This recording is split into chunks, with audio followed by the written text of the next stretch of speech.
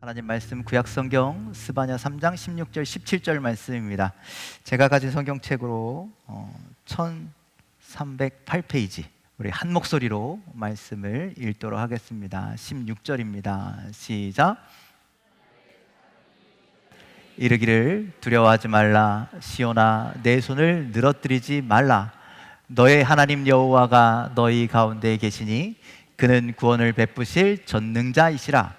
그가 너로 말미암아 기쁨을 이기지 못하시며 너를 잠잠히 사랑하시며 너로 말미암아 즐거이 부르며 기뻐하시라 하리라. 아멘.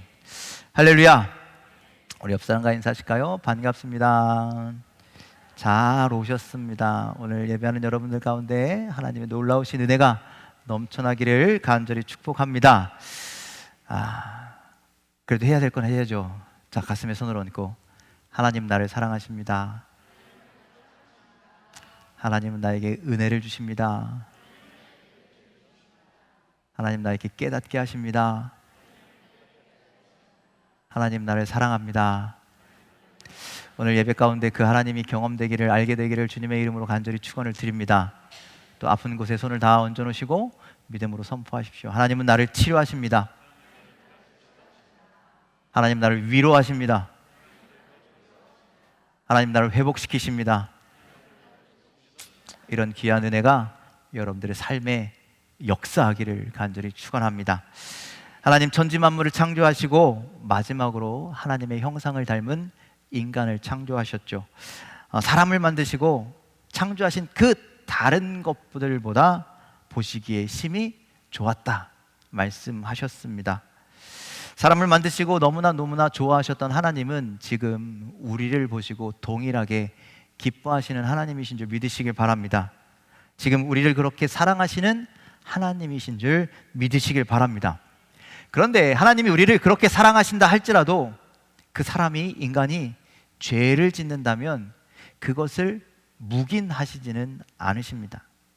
거룩하시고 공의로우신 하나님이시기에 죄를 미워하시고 죄에 대해서는 반드시 심판하시는 하나님이시죠. 하나님은 그래서 사랑의 하나님이시지만 동시에 심판하시는 공의로우신 하나님이십니다. 자, 우리가 읽었던 이 스바냐서의 말씀은 이스라엘이 남유다, 북이스라엘로 나뉘어지고 이 북이스라엘은 이미 그들의 죄악으로 멸망하고 남유다만 남았을 때 그 마지막 때에 그 요시야 왕의 시대에 대한 이야기를 하고 있습니다. 그때 이스라엘의 유다 백성들, 유다의 백성들은 우상에 빠져서 하나님을 멀리하고 죄악 가운데 살았죠. 그 우상에 빠져 있는 유다를 하나님은 심판하시기로 작정하셨습니다. 스바냐서 1장 6절에는 이렇게 하나님께서 말씀하셨습니다. 함께 읽겠습니다. 시작. 배반하고 따르지 아니한 자들과 여호와를 찾지도 아니하며 구하지도 아니한 자들을 멸절하리라. 하나님의 심판이 이 스바냐 선지자를 통해서 유다에 선언되었습니다. 이 엄청나고도 무서운 하나님의 심판 앞에 요시야 왕은 두려웠습니다. 그래서 백성들에게 이제 주님께 돌아가자고 그렇게 선포하였죠. 그런데 돌이켰을까요? 돌이키지 못했을까요? 돌이키지 못하였습니다. 그래서 스바냐 시대의 유다 백성들은요, 그 죄악 가운데 있어서 그 죄악으로 일어난 우리의 심판을 그냥 받아들이는 거예요. 어쩔 수 없지, 이렇게. 마치 엘리 제사장과 같았습니다. 엘리 제사장 여러분들 기억하시죠? 하나님께서 사무엘을 밤에 부르시나요? 그 성전에서 자고 있는 사무엘을 사무엘아 사무엘아 부르셨잖아요. 그래서 사무엘이 하나님 앞에 나아갔더니 하나님께서 이런저런 말씀을 하시는데 엘리 제사장의 가문을 심판하시겠다라고 말씀합니다. 그가 제사장으로서 하나님 앞에 온전히 서지 못하고 제사장으로서 그들의 자녀들이 가문이 온전히 주님 앞에 서지 못하니까 그 가문을 심판하시겠다라고 그렇게 말씀하셨어요. 엘리 제사장이 사무엘을 통해서 그 이야기를 그대로 전해 듣게 됩니다. 그때 엘리 제사장이요, 뭐라고 이야기하냐면 하나님이 그렇게 작정하셨으면 어쩔 수 없지, 이렇게 이야기합니다. 아직 심판이 임하지 않았는데, 아직 기회가 있는데, 아직 시간이 있는데 그것을 주님께 돌아갈 회개할 기회를 포기하였죠. 지금 유다의 백성들이 그랬다라는 거예요. 그들의 죄로 인해서 영적인 자존감이, 영적인 자신감이 바닥에 떨어졌습니다. 더 이상 하나님의 자녀로 불려지는 것조차도 부끄러운 행태가 되어버렸습니다. 그래서 이 하나님의 심판 앞에 무기력한 상태가 된 거예요. 낙망하고 낙심하는 상태가 된 겁니다. 이때 하나님께서 스바냐 선지자를 통해서 예루살렘의 이스라엘 백성들에게 그렇게 선포하시는 겁니다. 내 손을 늘어뜨리지 말아라. 이 늘어뜨리지 말라, 손을 늘어뜨리지 말라는 것은요, 낙심하지 말라는 거예요. 낭망하지 말라는 거예요. 포기하지 말라는 거예요. 용기를 내서 다시금 나에게 돌아오라 라고는 그 주님의 말씀이 이 손을 늘어뜨리지 말라라는 말씀 속에 담겨 있습니다. 하나님은요, 유다 백성들을 사랑하십니다. 그들이 죄를 지었지만 여전히 그들을 사랑하셔서 그들이 돌이키기를 원하고 계십니다. 그들이 다시 구원의 자녀가 되기를 원하고 계시는 겁니다. 그리고 하나님은 돌아오는 자녀들을 기뻐하신다는 거예요. 오늘 우리의 상황이 그렇습니다. 우리가 처해진 상황이 다 다를지라도 여러분들 우리의 인생 가운데 때로는 낙심하고 절망하고, 그래서 오늘 성경처럼 손을 늘어뜨릴 때가 있다는 거예요. 포기하고 싶고 내게 닥친 일 때문에 기가 죽어 살아갈 때가 있다는 거예요. 우리가 살아가면서 기죽는 일이 얼마나 많이 있습니까? 우리 젊은 시절 청소년 때는요, 얼굴 때문에, 내게 주어진 환경 때문에, 학교 성적 때문에 기가 죽는 인생을 살아갑니다. 어른들은요, 재정적으로 물질적으로 어려워지면요 기가 죽습니다. 사업하는 분들 사업 잘 안 되면 어떻습니까? 어깨가 축 처지잖아요. 또 가정에 문제가 있으면 어깨 못 펴고 얼굴 못 들고 살아가잖아요. 나이가 들어서 몸이 여기저기 아프기 시작하면 자신감도 떨어지고, 그래서 기가 죽는 인생을 살아가잖아요. 부모님의 마음은 그렇지 않습니까? 자녀들이 그렇게 실패하여 손을 쭉 늘어뜨리고 낙심하고 의기소침하며 살아갈 때 그걸 보는 부모의 마음이 얼마나 마음 아파요. 부모님들은 자녀들이 당당하길 원합니다. 자신 있길 원합니다. 기쁘길 원합니다. 즐겁길 원합니다. 행복하길 원합니다. 그것이 부모의 마음이듯이 우리 하나님께서 우리를 향한 마음이 그렇다라는 거예요. 내 손을 떨어뜨리지 말라, 내 손을 늘어뜨리지 말라, 낙심하며 살지 말라는 겁니다. 좌절하지 말라는 겁니다. 왜 우리에게 그렇게 말씀하시는가? 그 이유가 오늘 17절 말씀 가운데 있기 때문입니다. 여러분들 낙심하지 마십시오. 좌절하지 마십시오. 힘내십시오. 용기를 내십시오. 여러분들의 손을 늘어뜨리지 마시고 주님을 꼭 붙잡는 여러분들의 인생이 되기를 주님의 이름으로 간절히 축원을 드립니다. 우리가 힘을 낼 수 있는 이유, 그 첫 번째는 하나님이 우리와 함께 하시기 때문입니다. 17절에 너희 하나님 여호와가 너희 가운데 계시다라고 말씀합니다. 하나님이 늘 우리와 함께 계신다라는 말씀이죠. 하나님은 자기 백성들이 어려움에 처할 때마다 이 말씀을 늘 상기시켜 주셨습니다. 나는 너의 하나님이다. 내가 너희와 함께하고 있다.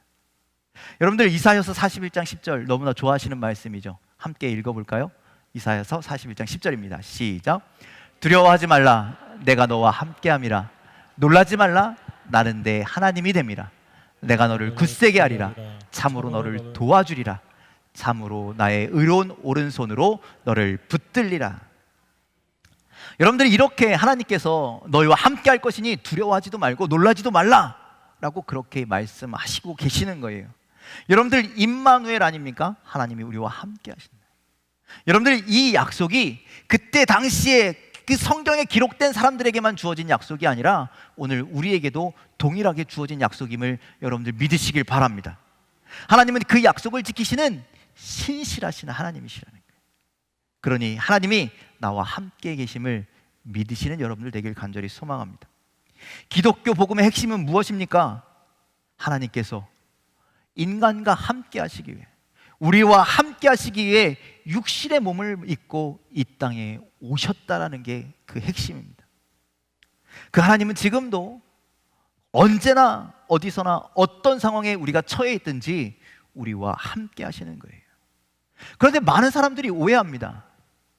하나님의 임재, 하나님의 함께 하심은 마치 많은 시간을 들여서 우리가 막 노력해서 막 기도하고 간구하고 말씀 읽고 이런 사람들에게 주어지는 놀라운 은혜라고 생각한다라는 거예요. 아니요, 그렇지 않습니다. 그렇지 않을지라도 하나님은 여전히 우리와 함께 하신다라는 거예요. 창세기에 나오는 야곱을 여러분들 기억해 보십시오. 야곱이 어떤 사람입니까? 야곱이 형 에서를 속여서 팥죽 한 그릇으로 장자의 축복권을 빼앗았잖아요. 그리고 아버지 이삭을 속여서 장자의 복을 받았잖아요. 이 일로 인해서 형의 보복이 무서워서 도망자의 신세가 되었습니다. 광야에서 돌베개를 베고 잠을 자는 처량한 신세가 되었습니다.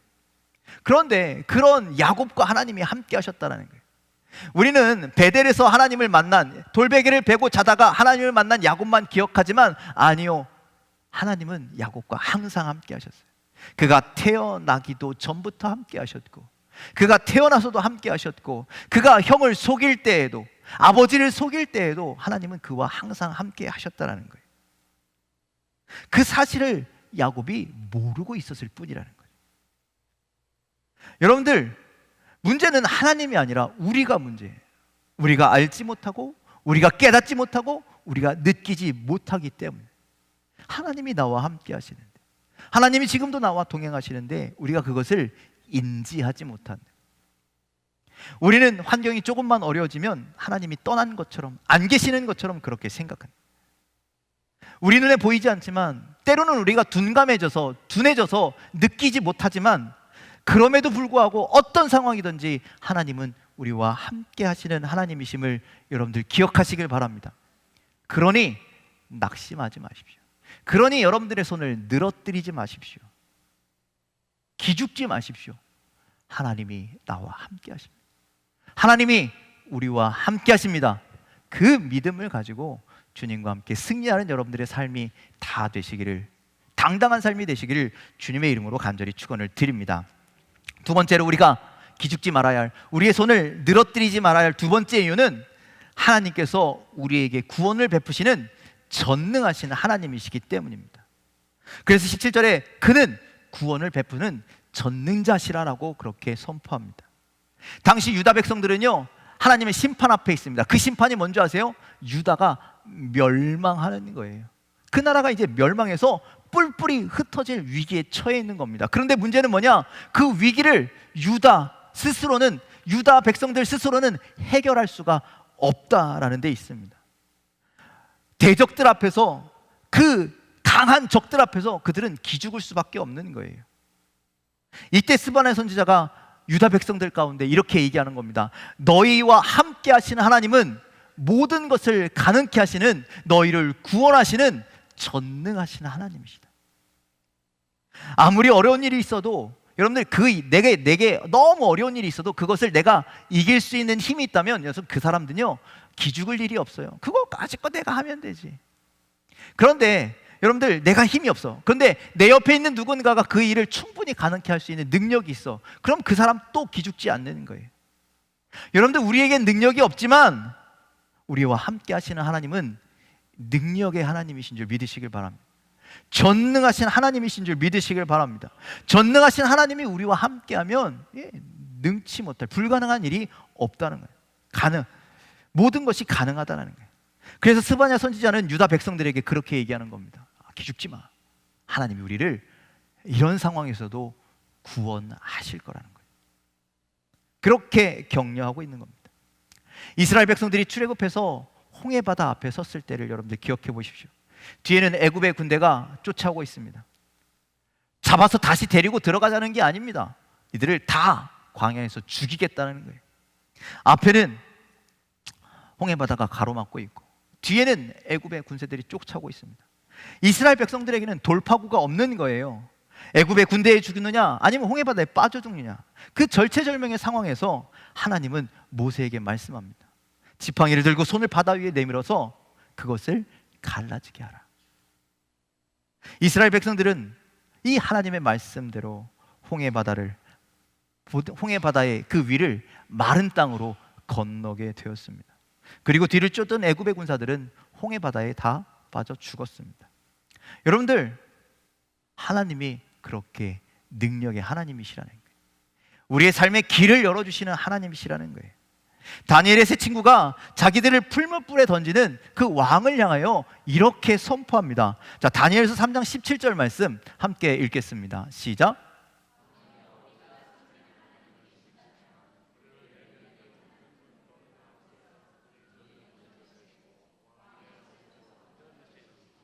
아멘.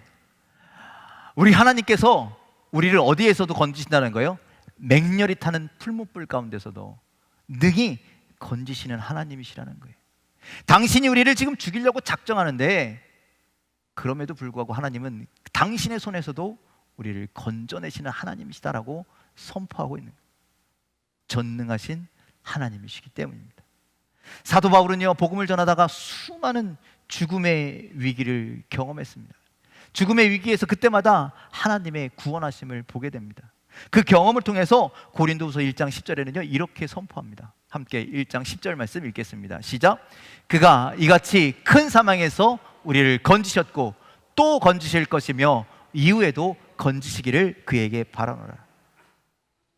큰 사망의 위험에서 우리를 건지셨고 다음에도 그렇게 하실 것이고 앞으로도 계속 우리를 구원하시는 하나님이시다라고 그렇게 선포합니다. 우리를 구원하시는 하나님이십니다. 하나님은 전능하신 하나님이십니다.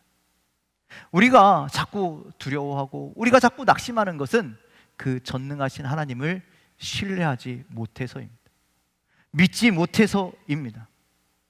하나님은 우리의 모든 삶에 모든 것에 구원을 베푸시는 전능하신 하나님이심을 믿으시길 바랍니다. 길이 없다라고 생각하십니까? 길이 보이지 않는다라고 생각하십니까? 주님의 음성에 귀 기울이시고 주님과 함께 하시길 바랍니다. 전능하신 하나님께서 광야에 홍해바다에 길을 만드셨듯 우리 삶의 길을 열어주실 줄 믿으시길 바랍니다. 불문불에서 그들을 건지셨듯 우리를 건져주실 줄 믿으시길 바랍니다. 그 우리를 구원하시는 하나님, 전능하신 하나님을 믿고 의지하며 담대히 살아가는 저와 여러분들이 다 되시기를 주님의 이름으로 간절히 축원을 드립니다. 또 우리가 기죽지 말아야 할 세 번째 이유는 하나님이 우리를 기뻐하시기 때문입니다. 17절에 그가 너로 말미암아 기쁨을 이기지 못하시며 너로 말미암아 즐거이 부르며 기뻐하시리라 라고 말씀하고 있습니다. 하나님이 우리를 향한 기쁨이 얼마나 큰지에 대해서 말씀하고 있죠. 그 기쁨이 얼마나 큰지 그 기쁨을 이기지 못하신데, 아니 전능하신 하나님께서 그 기쁨 하나를 주체하지 못할 정도로 우리를 기뻐하신다라고 말씀하는 거예요. 태초에 인간은 하나님의 최고의 기쁨이었습니다. 그래서 하나님께서는 인간을 창조하신 후에 그 인간들에게 모든 것을 주셨어요. 너희들 땅을 정복해라, 땅을 다스려라, 이 놀라운 권세를 다 허락해 주셨는데, 그런데 인간이 하나님의 명령에 불순종하여 그 죄가 인간 가운데, 인간의 세계 가운데 들어오는 것이죠. 그때부터 인간은 죄악과 질병과 죽음과 저주와 고통 속에 살아가게 되었습니다. 이 일이 하나님의 마음을 얼마나 아프게 했을까요? 그래서 이것을 해결하기 위해서 하나님께서 인간을 구원하시기 위해서 당신의 독생자 예수 그리스도를 보내주셨다는 거예요. 그리고 사람들이 예수 그리스도로 말미암아 구원을 받을 때마다 하나님의 기쁨이, 주체하지 못할 기쁨이 넘쳐나신다는 거예요. 그래서 성경에 보면 잃었다 되찾은 것에 대한 비유가 그 누가복음의 말씀에 있잖아요. 처음에는 100마리 어린 양 중에 하나를 잃었는데 그것을 다 두고서라도 그 하나를 찾기 위해서 갈망하시는 그 목자 되신 하나님, 10개의 드라크마 중에서 그 하나를 찾기까지 쓸고 닦고 치우고 그것을 찾는 기쁨으로 잔치를 배우는 다시 찾음의 기쁨. 우리 누가복음 15장 32절 말씀 좀 함께 읽을까요? 함께 읽겠습니다. 시작. 이 동생은 죽었다가 살아났으며 내가 잃었다가 얻었기로 우리가 즐거워하고 기뻐하는 것이 마땅하다 하니라. 우리가 즐거워하고 기뻐하는 것이 마땅하다. 하나님이 기뻐하는 것이 당연하다는 거예요. 여러분들 탕자가 돌아왔을 때 아버지가 살찐 송아지를 잡았습니다. 동네 사람을 통해서 큰 잔치를 베풀었습니다. 그런데 그런 모습이 첫째 아들은 불만인 거예요. 그래서 심술이 나서 들어가지도 않았죠. 그때 아버지가 이 큰형에게 그렇게 이야기하는 겁니다.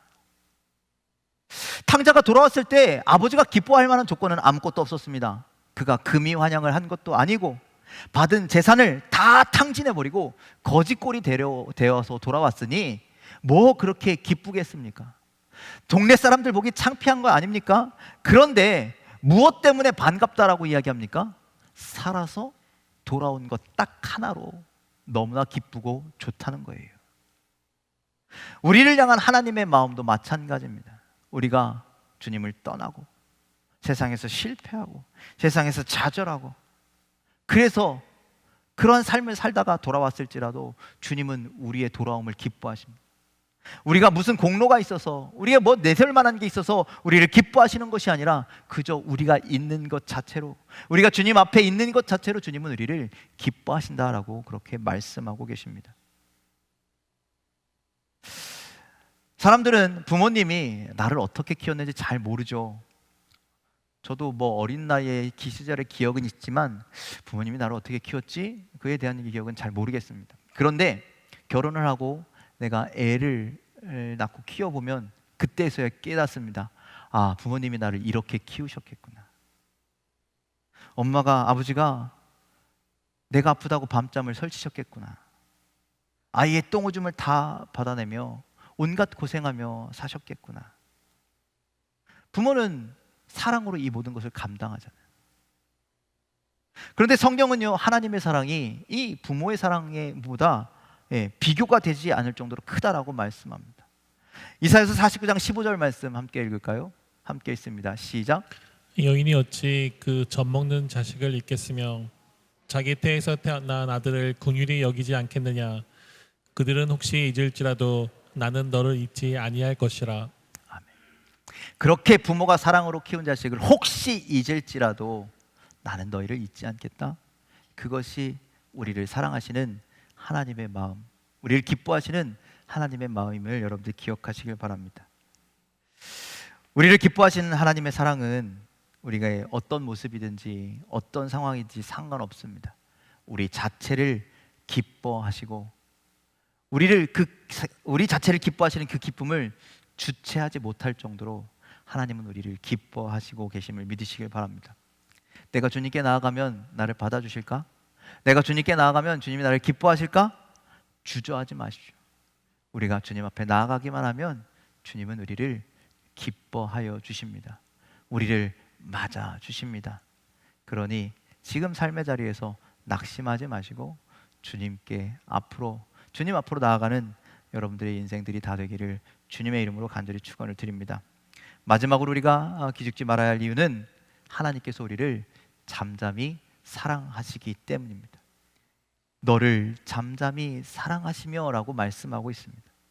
이 잠잠히 사랑한다라는 것은요, 사랑한 듯 안 한 듯이 아니라 너무너무나 사랑하신다라는 거예요.